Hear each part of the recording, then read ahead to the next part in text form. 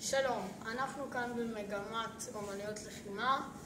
הנה פה יובל והוא יסביר לנו מה אנחנו עושים. טוב, מה שאנחנו הולכים לראות בעצם זה נקרא פומסה סייסי. זה תבנית של כמה תנועות שהן מורכבות מהגנות והתקפות כדי ללחום בכמה יריבים בו זמנית. רגליים צמודות עמידה. קידה. פומסה סייסי.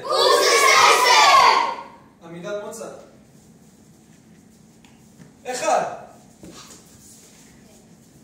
2 3 4 5 6 7 8 9 10 חוזרים לעמידה. רגליים צמודות. קידה. כל הכבוד לכם. אוקיי, זה היה מגמה של אומנויות לחימה. שמחים שצפיתם, תודה רבה.